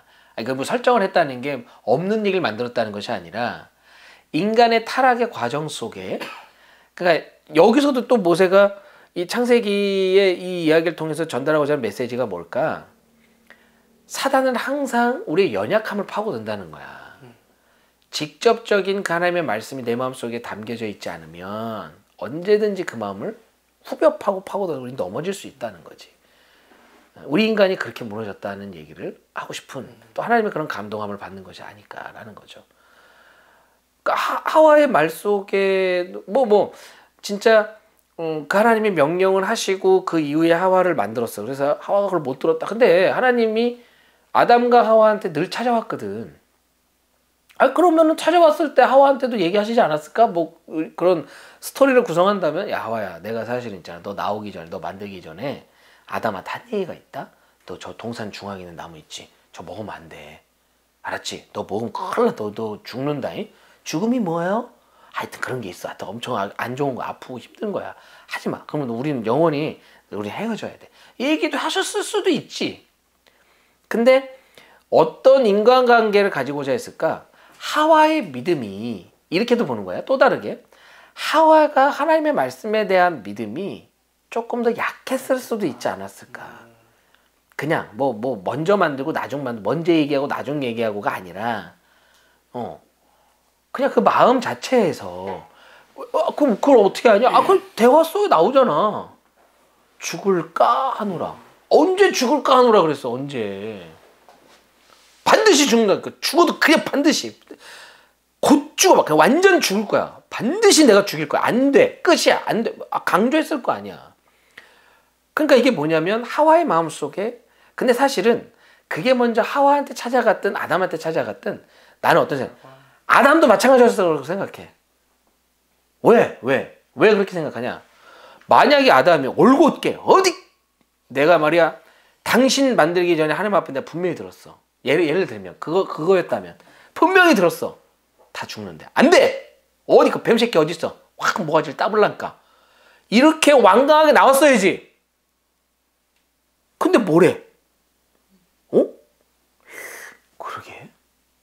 지도 혹하잖아. 혹해서 같이 먹었죠. 그러니까 사실은 먼저 하와한테 갔다고 해서 뭐 하와가 뭐 더 그러냐, 뭐 나중에 보면 아담이 뭐 또 더 웃긴 개끼냐. 아니 아담이 만약 안 먹었으면은 이거는 얘기가 다르지. 그렇죠. 근데 지도 먹었다니까. 그리고 나서 먹고 나서 숨었어. 숨은 다음에는 하나님이 찾아왔잖아. 어딨냐? 어딨냐? 야 못 찾겠다. 깨꼬리 나와라 이거냐고. 알아. 근데 나오라는 거야. 근데 하나님 결국엔 찾아가잖아. 안 나오니까. 누구한테 먼저 찾아가 이때? 죄 짓고 나서 숨어버렸어. 아담과 하와가. 그리고 나서는 하나님이 또 찾아간단 말이야. 이들을. 누구한테 먼저 찾아가요? 아담한테 먼저 찾아가. 그러니까 뱀은 하와한테 먼저 왔어. 하나님은 아담한테 먼저 찾아가. 이건 또 뭐야? 하나님은 또 하와를 무시하나? 이런 걸까? 아담에게 또 하와에게 보시고픈 하나님의 목적이 있지 않았을까? 아담은 하나님이 찾아가서 너 이거 왜 먹었냐? 라고 물어. 근데 아담이 뭐라 그래? 저 여자가 당신이 짝져준 저 여자가 나한테 주물을 내가 먹었네. 이 얘기는 상당히 충격적인 얘기예요. 그쵸. 이 모든 책임을 진짜 방귀 낀 놈이 섞는다고 지가 방귀 껴놓고선 옆에 있는 아무 죄 없는 사람한테 뒤집어 씌우는, 이러면 안 돼. 당신 때문에 이렇게 됐다는 거야. 그럼 뭘 묻냐는 거야. 몰라서 물어? 이렇게 돼버리는 거야. 그래서 이제 하나님이 하와한테 찾아가는 거지. 아담이 하와가 그랬다니까. 하와는 뭐라 그래? 저 뱀 새끼가 나한테 저랬다. 지금 이들 안에 뭐가 일어나냐? 분열이 일어나기 시작하는데 이 분열의 증상이 뭐냐? 탓하는 거예요. 쟤 때문에, 쟤 때문에, 얘 때문에. 내 잘못은 사실상 없는 거야. 나 피해자야. 이렇게 얘기해요. 그러니까 사실은 내가 생각을 할 때는 아담에게 먼저 찾아갔는데 하와에게 먼저, 사실 누구에게 먼저 찾아갔냐가 그렇게 중요치 않아. 왜냐? 둘 다 무너졌으니까. 중요한 건 그들 안에 무너짐이 있었다는 거야. 분열이 있었다는 거야. 그리고 죄의 특징, 숨어요. 가려, 감춰. 이게 죄의 특징이야. 드러내질 않아. 예를 들면 병원에 갔어. 의사 선생님한테 병원에 갔어. 내가 이제 신경외과 딱 갔다고. 이제 민선이가 딱 나를 안내해줬어. 의사 선생님한테 딱. 의사 선생님 딱. 자, 어디가 아프세요? 저 안 아픕니다. 그럼 왜 오셨죠? 그냥 한번 왔습니다. 그러면 가시라고. 아니, 그래도 저 진료 봐주십시오. 그럼 어디가 아프세요? 증상이 어떠세요? 근데 저는 안 아픕니다. 어떻게 진료를 보냐고. 병원에 왔으면 내가 아픈 걸 얘기를 해야 되고 그걸 가지고 의사가 전문적 소견을 가지고 최종 진단을 하는 거 아니야. 근데 자꾸 가리면 아무런 효과가 없다. 그러니까 나오질 않아. 치료를 못 받는다고. 마치 우리 죄가 우리를 그렇게 만드는 거예요. 가려버려요. 감춰버리는 거예요. 아담과 하와가 하나님하고 하루 이틀 동행했겠냐고. 처음 죄 짓기 전에. 인류의 시간의 이 개념조차 등장하기 전에 몇 천억, 몇만억 년 동안인지는 몰라. 늘 하나님과 동행했던 자라고. 왜냐하면 하나님이 만든 첫 번째 사람이고 그 첫 번째 사람과 하나님은 얼마나 함께하고 싶었겠냐고. 그랬던 존재가 숨었다니까. 죄 때문에. 하나님 마음이 얼마나 찢어지고 아팠겠어. 그 아픔과 그 슬픔, 그러나 하나님 하신 약속이 있기에 그 약속을 이행하시는 거예요. 쫓겨나는 거지. 그리고 남자는 종일토록 수고를 해야 되는 거. 여자는 해산하는 고통을 얻게 됐다는 거예요. 근데 이제 이 이야기 속에서 핵심은 우리가 하나님을 등졌다는 거예요. 원래 우리는 하나님의 말씀에 순종하는 존재인데 그 하나님을 등졌다는 거예요. 그 하나님의 마음을 아프게 했다는 거예요. 이제 그러면서 등장한 자녀가 나오죠. 가인과 아벨입니다. 아까도 사실은 언급을 했어요. 가인, 자, 제사 제물 어떤 걸 드렸죠? 45페이지에 보면은 2번 가인과 아벨 표 있어요. 네, 땅의 소산. 그러니까 농사 짓는 사람이었어요. 아벨은 양의 첫 새끼와 그 기름. 그러니까 목 축업하는 사람이었죠. 그죠? 하나님의 반응, 가인 받았어, 안 받았어? 안 받으셨어요. 안 받았어요. 아벨은? 받으셨어요. 자, 보세요. 살인 동기 4장 5절. 거기 지금 표에 나와 있죠. 한번 읽어볼까요? 시작. 가인과 그의 재물은 받지 아니하신지라 가인이 몹시 분하여 안색이 변하니. 자, 4장 4절. 아벨이죠. 한번 읽어봅시다. 시작. 아벨은 자기도 양의 첫 새끼와 그 기름으로 드렸더니 여호와께서 아벨과 그의 재물은 받으셨으나. 자, 뭘까? 자, 이 4절과, 그러니까 4장 4절과 5절까지 얘기를 들으면서 특히 5절에 좀 이상한 점 없나요? 5절. 그러니까 가인의 살인 동기가 나와 있는 부분인데 이상한 거 없을까?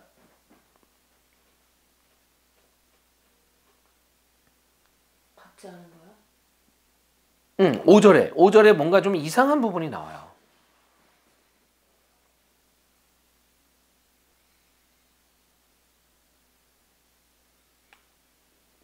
3, 2, 1. 자, 보면 가인이요.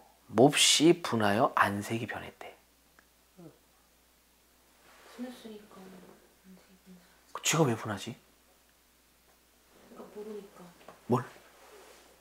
왜 받지 않으신지 자기의 중심이 어떤지. 근데 받는 분은 하나님인데 왜 자기가 몹시 분하냐. 하나님이 안 받으면 안 받으시는 건데. 그러니까 예를 들면 안 받아서 왜 안 받으? 그래 의아할 수는 있어. 근데 왜 화를 내냐는 거야. 그러면 나한테 뭐 문제가 없을까? 아니 동네 어르신도 아니고 내 친구도 아니고 하나님이 날 창조한 분이고 아니 그런 분인데 내가 죄물을 드렸는데 안 받. 이건 무슨 어떻게 해석해 볼 수 있냐면 하나님 안 받았어? 감히 내 죄물을? 제정신이야? 그러니까 의아하여 하나님께 되묻더니 하면 내가 이해는 하겠어. 가인이 그의 재물을 받지 않은 하나님께 의아하여 되묻더니 하면은 이해는 하겠어. 이해는. 그래 민선이 말대로 내 재물은 왜 안 받는 뭐가 문제인가? 근데 지금 가인은 몹시 분했대. 안색이 변했고 화딱지가 났다는 거야. 이거는 아니지 않나? 이거는 하나님은 이런 얘기를 해요. 너희 사람은 겉모습을 보지만 나 여호와는 마음의 중심을 본다 그래. 예배는 뭐냐? 이들이 드린 건 제사, 곧 예배지. 그리고 아담과 하와 죄악 사건 이후에 등장하는 이 4장이 뭐에 대한 얘기냐? 예배에 대한 얘기예요. 그 말은 뭡니까? 아담과 하와가 죄로 인해 쫓겨났잖아. 쫓겨난 이후에 사실은 아담과 하와가 에덴 동산에 살 때는 제사 지낼 필요가 없어. 그러니까 예배가 따로 없는 거야. 그냥 삶이 예배인 거야. 정말 진짜 삶이 예배인 거야. 하나님하고 늘 같이 함께 하니까 하나님의 나라를 늘 누리는 거야. 근데 죄를 지으면서 뭐가 필요하냐면 예배라고 하는 삶의 구분이 필요하게 됐다고. 그게 제사였어. 그게 등장하는 첫 대목이야. 아담과 하와가 쫓겨난 이후에 하나님이 방법을 고안했지. 창세기 3장 15절에 내가 여자의 후손과 원수가 되게 하고 그거 십자가. 그리고 창세기 3장 21절에 가죽옷을 입히셨다는 얘기를 해요. 그 가죽옷이 뭐냐? 가죽이라는 건 짐승의 피부를 의미해. 그 짐승의 죽음이라는 것이 그들의 죄를 덮는다. 이게 결국 제사제도예요. 그걸로 이어진 거야. 그리고 지금 4장의 가인과 아벨의 제사가 그러니까 이게 그냥 나온 순서가 아니라는 거지. 이러한 인과관계를 통해서 배치가 된 거예요. 가인과 아벨의 이야기 속의 핵심은 뭐냐? 예배예요. 어떤 예배? 하나님이 받으시는 예배. 하나님 받으시는 제사. 그건 뭐냐? 순종함으로 드리는 거야. 자, 아벨은 보세요. 아벨은 자기도 양의 첫 새끼와 그 기름으로 드렸더니 여호와께서 아벨의 그의 제사를 제물을 받으셨으나. 이제 뭐 이거 가지고 어떤 분들은 그렇게도 해석하더라고. 피해 제사를 드렸기 때문에 받았다라는 거야. 근데 이거는 사실은 조금 그러면은 가인은 아예 피해 제사를 드릴 만한 자격도 없네? 농업이니까. 그건 좀 그렇잖아. 그건 좀 어려운 해석이야, 그거는. 그러니까 제물이 뭐냐는 중요치 않아요. 지금 이 이야기 대목에서. 중요한 건 가인의 안색이 변했다는 거야. 아벨과 가인의 예배를 드리는 겉모습은 그냥 똑같았을 거예요. 근데 이제 원어를 보면 가인이 드린 제물은 일반 사람에게도 내 친구에게도 줄 수 있는 제물이야. 그러니까 뭐냐? 구별됨이 없었다는 거지. 그러니까 이 이야기는 모두 다 어디를 향하고 있냐? 마음의 중심을 향하고 있다는 얘기예요. 결국 아담과 하와가 하나님 앞에 죄를 졌던 것도 뭐가 흔들렸냐? 그 중심이 흔들렸지. 어떻게? 하나님처럼 되고자 하는 마음이 있었다는 거야. 가인과 아벨 이 예배 제사 하나님과의 회복, 제사는 회복이잖아. 하나님과 내가 회복되는 거잖아. 그 회복의 핵심이 뭐냐? 중심이라는 거야. 그걸 놓고 가만 보면 하나님은 지금도 우리에게 원하시는 게 뭐예요? 우리 마음의 중심을 보길 원하신다. 그러니까 하나님은 이게 하나님이 존재한다는 증거이기도 한 거지. 변함이 없는. 하나님 어디 있어? 뿅 하고 나타나봐. 이게 아니야. 나도 옛날에 그런 식으로 생각을 했는데 더 깊이 있게 그 의미의 말씀을 생각을 하면 하나님이 보이는 거예요. 그 하나님 믿어지고. 그러니까 하나님은 늘 같은 얘기를 하고 계십니다. 지금도. 하나님이 처음 창조하셨을 때부터 지금. 그리고 마지막 계시록에 나오는 심판 때도 하나님은 동일한 얘기. 알파와 오메가 동일하시고 신실하신 분. 우리에게 원하는 건 순종, 그 마음의 중심이다. 사실 이 얘기가 성경 전체예요. 이 이야기를 근간으로 그걸 잘 지키느냐 못 지키느냐 얘기가 성경의 스토리로 쭉 풀어지는 거지.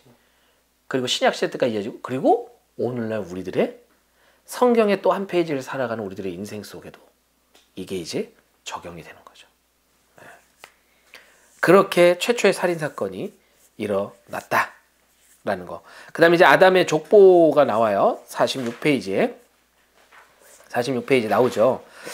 아, 여기서 이제 하나 이제 노아 마지막, 이제 우리가 마지막이에요. 노아 이야기를 한번 언급하기 전에 이 족보를 좀 한번 살펴볼 필요가 있어. 자, 뭐냐. 아담하고 그 밑에 바로 가인, 아벨은 죽었으니까. 가인이 아니라 누가 나와요? 셋이 나온다고 그랬죠. 왜 셋이 나올까? 셋이 누구야? 아담이야. 그래. 어떤 이유에 생긴 아들이지? 가인. 아벨을 죽이고 난 이후에 하나님 주신 자녀야. 그러니까 믿음의 대를 이어가는 존재다. 왜냐면 가인은 쫓겨났으니까. 그죠? 그 라인이라는 셋은 그렇게 이해하시면 돼. 그리고 뭐 에노스, 게난, 그 다음에 마할랄렐, 뭐 이름도 어려워. 마할랄렐, 그 다음에 아렛, 그 다음에 등장하는 에녹. 에녹 많이 들어보지 않았어요? 내가 신학대 가서 많이 들어본 이름 중에 에녹이라는 이름 정말 많습니다. 의외로 많아. 제일 많은 게 바울이, 최바울, 이바울, 뭐 정바울 다 있어. 성마다. 모세도 있었어요. 모세도. 여자애들 내 에스더도 봤어요. 에스더. 네. 자, 이 에녹. 여러분 에녹에 대해서 아는 얘기 한번 다 해봐. 에녹이 어떤 사람이요? 죽음을 경험하지 않았다. 그렇죠. 제일 중요해. 승천했어. 하나님이 불렀지. 몇 세 때? 930. 그렇게 오래 안 걸렸어요. 그래? 생존 연령이 나오죠? 365. 365세 때 죽은 게 아니라 죽음을 보지 않고 하나님께 부름을 받았다는 거예요. 여러분 그 앞에 나오는 뭐 탄생, 사막 이거는 별 의미 없어요. 이거는 그냥 하나의 추측, 나름의 기준을 가지고 추론 연대를 한 거니까 그건 볼 필요 없고 나이만 좀 집중해서 보면 좋을 것 같아. 365세요. 근데 에녹이 무두셀라가 태어나가. 에녹이 무두셀라를 낳죠. 그러니까 에녹이 무두셀라를 낳아요. 네. 무두셀라를 몇 살 때 낳냐면 65세 때 낳아. 그리고 그 이후에 말씀해 보면 하나님과 동행했더라. 몇 년 동안? 300년 동안. 그게 뭐요? 자, 무두셀라라고 하는 이 이름의 뜻이 있습니다. 무두셀라. 이름의 뜻, 혹시 무두셀라라는 이름 들어봤어요? 성경에 나온 인물 중에 가장 오래 산 사람이에요. 969년을 살았어요. 물론 이제 그 969년에 대한 개념에 대해서는 우리가 좀 더 생각을 해봐야 되겠죠. 하여튼 제일 오래 산 사람이야. 그러면 969년을 산 이 무두셀라, 그 무두셀라라고 하는 사람의 이름의 뜻이 있어요. 그 이름의 뜻이 뭐냐면 아마 책에 안 나와 있습니다. 창 던지는 자예요. 창 던지는 자 뭐야? 그 시대의 배경에 부족, 그러니까 어느 그 족속 사회를 이루며 살았을 거 아니에요? 그 중에 가장 그 부족이 안전하게 지켜주고 리더가 되는 사람이 뭐냐? 창을 던지는 사람이었어요. 그래서 그 사람은 항상 전쟁이 나거나 이제 다른 부족이 쳐들어오면 가장 그 부족 사는 그 주거지 입구에서 창을 던지며 견제를 해줘요. 그 리더의 역할을 합니다. 창 던진 자가 죽으면 그 부족이 죽는 거야. 다 끝나는 거야. 그지? 무두셀라는 그 이름의 뜻을 가지고 살았을 거라고. 내가 죽으면 이제 끝나는 거다. 우리가 나이를 계산을 해보면 무두셀라가 라멕을 낳아. 그리고 라멕이 노아를 낳지. 그리고 라멕을 187세에 낳고 노아는 182세에 난단 말이야. 각각 그 나이의 연수가.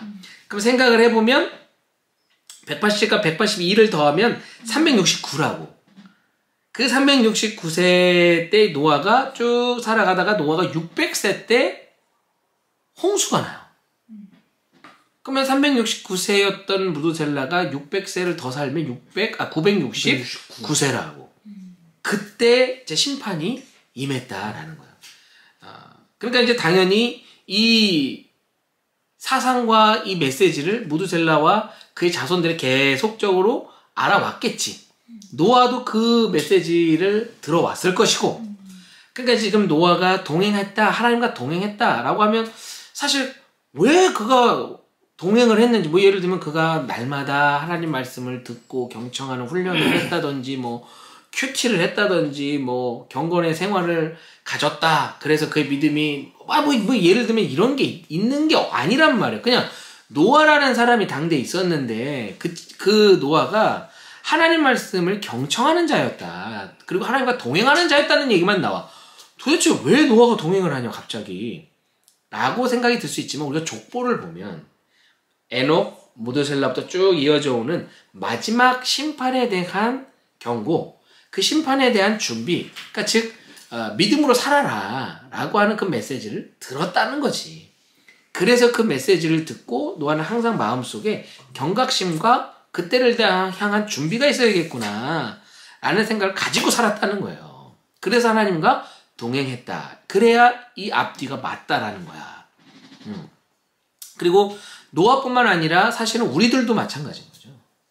우리도 오늘이라는 시간을 살 때 우리가 계시록에 하나님의 마지막 심판의 때를 알아. 그러면 우리가 오늘이라는 시간을 살 때 마지막 때 언제 올지 모르지만 그 믿음을 가지고 살아가는 거죠. 에녹처럼. 그리고 무드셀라처럼. 또 라멕과 노아처럼 살아가는 거예요. 방주를 지으라고 하나님이 노아한테 말씀하셨어요. 이제 카운트다운이 시작된 거야. 근데 이 카운트다운이 시작될 때 가만히 보면 그 시대 그 사람들이 악행이란 악행을 다 저지른다고. 하나님의 카운트는 그냥 이루어지지 않아. 여러분, 하나님이 제일 잘하는 게 뭔지 알아요? 참으시는 거예요. 참는 거. 참는 걸 제일 잘해. 만약에 하나님이 못 참고 그냥 승질대로 그냥 확 내질렀잖아요. 그냥 인류는 없어. 100번이고 황골탈퇴해도 100번이고 부족해. 늘 참으시고 또 참으시고 또 기회 주시고 또 늘 그러신단 말이에요. 그다가 마지막 카운트다운이 됐더니 정말 끝자락까지 온 거야.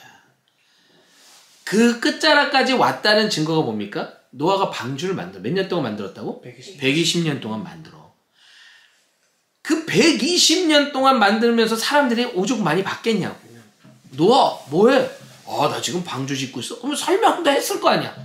그 방주를 왜 줘? 그 뭔데? 그 배를 왜 걷다 줘? 아, 있잖아, 하나님이 말이야 설명을 했을 거 아니냐고. 그걸 들었을 거라고. 한두 명도 아닐 거라고. 그리고 그 당시에 독특한 모습이었기 때문에 소문도 났겠지. 근데 그 이야기, 그 소문을 다 들었지만 마지막 정말 그 방주가 다 지어지고 심지어 하늘에서 빗방울까지 떨어지는 그 시점에 사람들이 방주로 오지 않아. 이게 정말 난 무서운 것 같아. 감각이 없는 거야, 아예. 비가 떨어짐에도 불구하고 갈 생각조차 안 하는. 이러다 그치겠지. 왜? 지금 내 삶이 더 중요하니까. 그러니까 우리가 이제 이런 부분에서도 좀 생각을 해봐야 될 거지. 이런 족속들이었어, 인간들이. 근데 이런 족속들의 인간이 내 모습에는 없냐는 거야.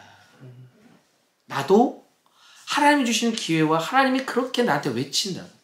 때로는 말씀을 통해서, 예배를 통해서, 또 내 주변에 잘 믿는 친구들의 어떤 조언을 통해서, 내 부모님 통해서, 끊임없이 내 모든 상황 속, 내 직장에서도 마찬가지겠지. 하나님의 메시지가 던져진다고. 근데 우리는 얼마만큼 그 메시지에 민감하게 반응하냐는 거예요. 우리가 이 노아를 이야기하면서 한 번쯤 우리가 분명하게 생각을 해야 된다라는 것을 꼭 기억했으면 좋겠어요. 그냥 단순히 하나님이 죄를 졌던 시대 물로 심판했대, 이게 아니라 이 속 안에 담겨진 이런 의미들이 있단 말이야. 그리고 하나님이 배를 지으라고 해놓고 120년을 줬어. 아니 왜 120년이야? 그냥 하나님이 천사 보내가지고, 아니 뭘 천사를 보내, 세상도 말씀으로 창조하신 분이 그 배 하나 그냥 생겨라 라고 하면 생기는 거지. 뭐 거기에 뭐 다른 뭐가 있겠어? 세상 온 우주를 말씀으로 창조하신 분이 배 하나 그거 하나 못 짓겠냐고. 근데 왜 120년 동안 노아가 그걸 짓게 만들었냐고. 이게 뭐냐? 하나님은 항상 심판할 때 심판을 위한 심판을 하시지 않는다는 거예요. 기회를 주시는. 결국 이 심판도 사랑을 기반으로 한 심판이었다. 그들에게 돌아설 수 있는 기회를 주셨어. 그들에게 다시 하나님의 말씀으로 그 말씀을 듣고 그때를 기억하고 돌아올 기회를 주셨다. 근데 거기에 응하지 않아. 그만큼 악한 세대였다는 거지. 120년. 그것은 기회였다. 하나님이 주신 사랑의 배려였다. 그러나 오지 않았다. 그래서 심판이 이루어졌다. 참 가슴 아픈 이야기예요. 거기에 지금 48페이지 보면은 길이가 나오죠. 또 뭐 여러 가지 정보들이 나오죠. 요거는 이제 참고해서 여러분들이 보시면 되겠어요. 왜냐면 우리가 이제 다 아는 얘기, 내가 이야기했던 내용들이기 때문에. 자, 그 다음에 이제 50페이지 넘어가면 이제 노아의 후손들이 등장을 해요. 뭐 9장에 보면 하나님이 무지개 언약을 하죠. 이제 다시는 내가 물로 심판하지 않겠다라고 하는. 그리고 이제 노아의 후손들이 10장에 등장을 하게 됩니다. 그리고 나서 11장에 일어나는 일이 뭐냐면 바벨탑이에요. 바벨탑. 이제 50페이지예요. 바벨탑, 여러분, 바벨탑 하면 딱 떠오르는 이미지가 뭡니까? 높아. 그치? 높은 탑이야. 왜 높이 샀을까? 하나님과 닿을 수 닿는. 하나님 앞에까지 닿도록 쌓았다. 또 하나님처럼 되고 싶다? 하나님처럼 되고 싶다. 탑을 높이 쌓으면 하나님처럼 되나?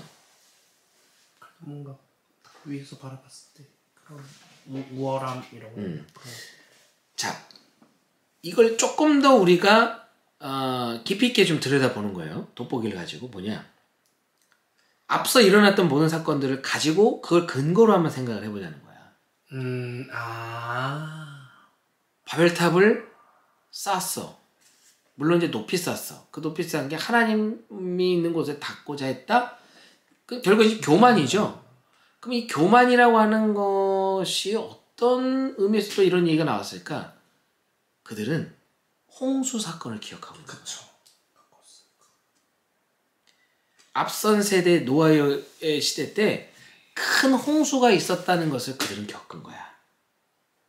그러니까 하나님이 우리를 또 물로 심판하더라도 그 심판으로부터 우리 면하자. 이게 결국 하나님에 대한 저항이죠. 그게 하나님에 대한 교만이고 저항이야. 심판이 지금 생각하면 너무 웃기지. 우리가 생각해도 웃긴데 하나님 생각할 땐 진짜 어처구니 없었을 거야. 정말 진짜. 아니 쟤네들 내가 만들었지만 하여튼 애들이 왜 저렇게 부족할까.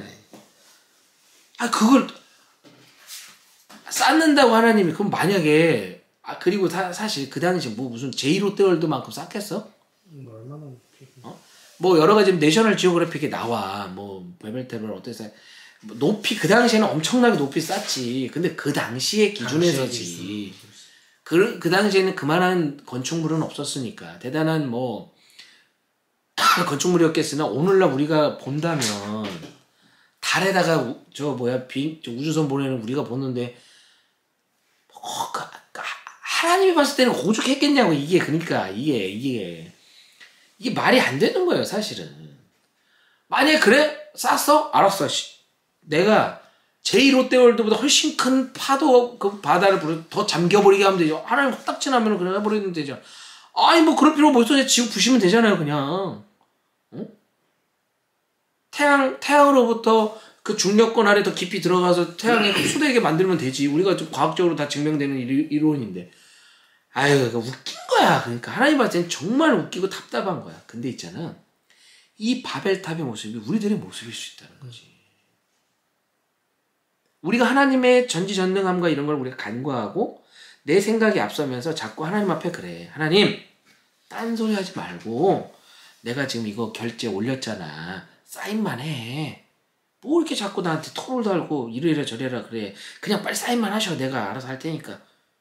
이런 건방진 모습이 우리한테 있다니까. 바벨탑 사건은 그 이야기를 하는 거야. 그래서 교만의 상징이 되는 거야. 이 안에 있는 언어를 흩었고 뭐 이제 이런 얘기들 바벨이라고 하는 게 흩으시다라는 뜻이에요. 무슨 바벨탑을 하나님은 무너뜨린 적이 없어. 민족을 다 흩었어요. 그러니까 언어의 혼잡함을 주셨다는 거지. 뭐 그래서 혹자는 뭐 그러면서 언어가 발생이 됐다고 하는데 뭐 그건 잘 모르겠고 어쨌든 하나님이 흩으심으로써 이들의 연합체를 갈라놨어요. 이런 얘기가 있어. 이 바벨탑을 주도해서 짓게끔 했던 사람이 성경에 등장해요. 11장에. 니므롯이라고 하는 사람이에요. 니므롯. 이 니므롯은 셈, 함, 야벳 중 함의 자손이에요. 네. 아까 셈, 함, 야벳이 노아의 3명의 아들이라 그랬잖아요. 그 중에 아브라함이 누구의 자손이라 그랬지? 셈. 근데 이제 함의 자손이 뭐 오늘날 뭐 아프리카계의 사람들이다 이제 뭐 이런 얘기가 있어요. 근데 이제 니므롯이 주도를 해서 이 바벨탑을 건설하게 합니다. 그러니까 상당히 리더십이 있는 사람이었을 것이고 또 기술이 있는 사람이고 또 힘이 있는 사람. 왜냐면 사람들을 다 통솔하고 하나를 모았던 사람이잖아. 오늘날의 뭐 이거는 하나의 루머일 수도 있고 뭐 그냥 사이드의 얘기예요. 오늘날의 프리메이슨, 일루미나티 그들이 추종하는 세력이 니므롯입니다. 나와요. 거기에 그 일루미나티의 상징이 컴퍼스가 있고 이렇게 있잖아. 그게 건축자라는 의미를 가지고 있어. 니므롯이 인류 최초의 용사다라는 표현이 있고 또 건축자. 아마 프리메이슨이라고 하는 게 건축자라는 뜻이에요. 네. 그게 이제 니므롯을 따는 거야. 니므롯을 추정. 그 결국엔 뭐겠어? 하나님을 향한 교만이지.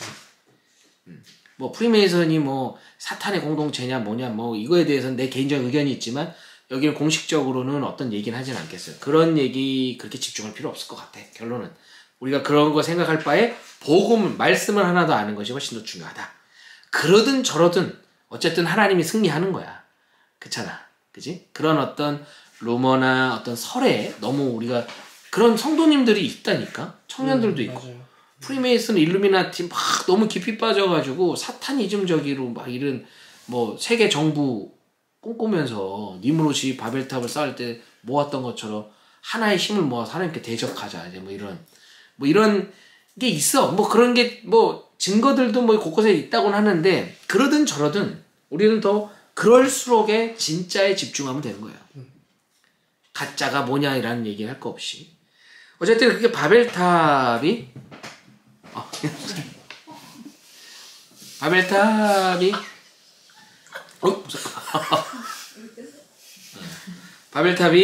그렇게 지어졌다가 이제 흩어지는 일이 일어났다라는 거 이야기입니다. 그리고 이제 뒤에 등장하는 거는 이제 그 시대에 대한 전체적인 정리, 연대표 이제 이런 것들이에요. 이런 거는 그냥 여러분이 참고로 가지고 알고 계시면 되겠다. 자, 여기까지입니다. 조금 아까 이제 개념적인 설명을 하다 보니까 조금 더 제가 생각했던 것보다 시간이 오버가 됐는데 어쨌든 이왕 하는 거니 제대로 짚고 가는 것이 더 중요하다. 이 개념에 대해서는 제가 앞으로는 더 자세히는 계속적으로 얘기는 안 할 거죠. 하나님의 나라라든지 순종이라든지 또 이런 사건들에 대해서 간단하게 언급하고 연결시키고 다음 이제 오늘 나갈 본문들로 진행을 하도록 하겠습니다. 자, 여기까지 질문.